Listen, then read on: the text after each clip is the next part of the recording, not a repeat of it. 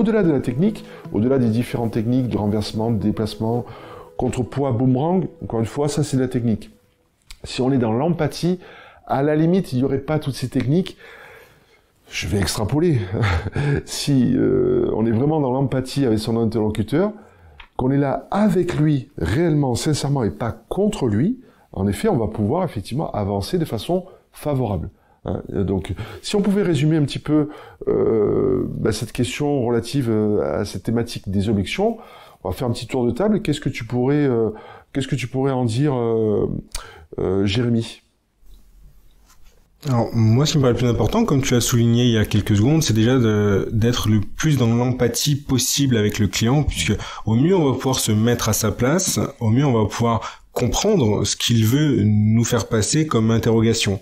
Puisque c'est important de bien comprendre et de bien reformuler ces questions pour que, avec nos mots, on puisse vraiment y répondre et que lui puisse vraiment aussi comprendre cette réponse, qu'elle soit adaptée et non pas juste une réponse qu'on pourrait donner à quelqu'un qui nous pose une question en connaissant tous les tenants et les aboutissants. Parce que pour nous, ça nous paraît naturel de lui répondre avec des détails peut-être techniques, alors qu'il ne connaît pas ces détails-là techniques et que sa question était toute légitime à la base. Bien sûr.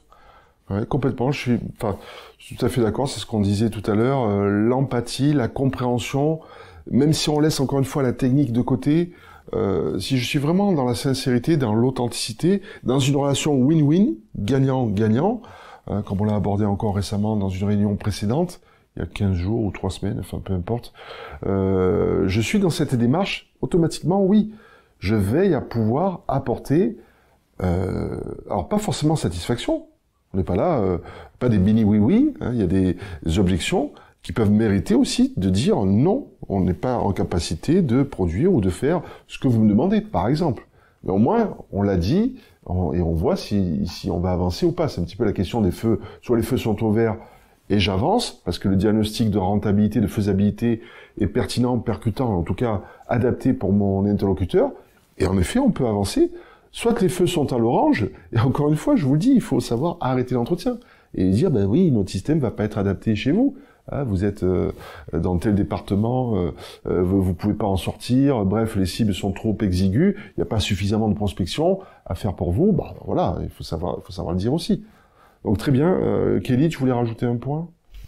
Oui, après il faut bien faire attention de justement faire en sorte de répondre à toutes ces questions et de bien creuser, puisque parfois la personne qu'on a au téléphone va poser une question et au final qui en soulève d'autres par rapport peut-être à une problématique qu'on ne connaissait pas, qui ne nous avait pas dit avant. Donc il faut faire en sorte de bien répondre et d'être sûr que la personne a bien compris et bien en concordance avec notre solution et avec ce qu'on lui a dit. Alors là, Kelly fait référence à deux principes complémentaires. D'une part, la question du train. Un train peut en cacher un autre. De la même façon, c'est vrai que c'est pas quelque chose qu'on avait abordé, on peut pas aborder tout dans une seule et même réunion. Derrière un train peut s'en cacher un autre, derrière une objection peut s'en cacher une autre.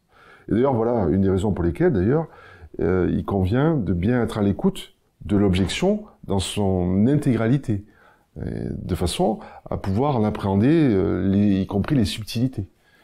Et ainsi, répondre de façon adaptée, en profondeur, et être sûr de pouvoir l'avoir traité. Et là, le deuxième principe que tu évoques, sur lequel on est allé un petit peu en superflu tout à l'heure, peut-être, c'est possible, c'est la question de la validation. Ai-je été clair ? Ai-je répondu à votre question ? Bref, toutes ces formulations qui vont permettre de valider, parce que s'assurer de la compréhension, c'est bien, mais également de l'adhésion. C'est un petit peu le sens de la validation. Très bien, mais je vous remercie à toutes et tous pour votre attention, votre implication, votre participation pour cette réunion qui rappelait toute l'importance des objections, de pouvoir les accueillir avec bienveillance, avec une certaine forme de joie aussi, parce que il faut quand même se rappeler, en conclusion, je pourrais dire ça, que quelqu'un, un interlocuteur, qui ne s'exprime pas, qui ne pose pas de questions, voire même qui ne formule pas d'objection en particulier, je dirais que là, pour le coup, les feux sont pas au vert, les feux sont à l'orange, voire même à l'orange foncé. C'est-à-dire que c'est quelqu'un, alors soit qui masque sa pensée, soit qui a évidemment des objections, mais qui ne souhaite pas exprimer clairement, et auquel cas, c'est problématique, parce que s'il se livre pas, s'il exprime pas réellement ce qu'il pense, du coup, vous ne pourrez encore moins lui apporter satisfaction. Donc voilà pourquoi c'est très important de se dire, j'ai des objections, je suis content qu'elles arrivent. Je suis content parce qu'au moins on peut en parler en toute transparence. Encore une fois, on est dans une relation gagnant-gagnant, et ainsi pouvoir avancer. Donc, bienvenue aux objections. Alors que ce soit avec de la technique, bon, c'est toujours mieux, toujours plus agréable, puis ça permet de répondre de façon plus satisfaisante aussi à nos clients, et que ce soit surtout, et avant tout, avec un contenu qui vient être avec de la précision, de la rigueur, et le côté pointu que mérite le traitement de l'objection. Merci à tous, et on peut clôturer cette réunion. Merci Jean-Claude. Merci Jean-Claude. Merci Jean-Claude.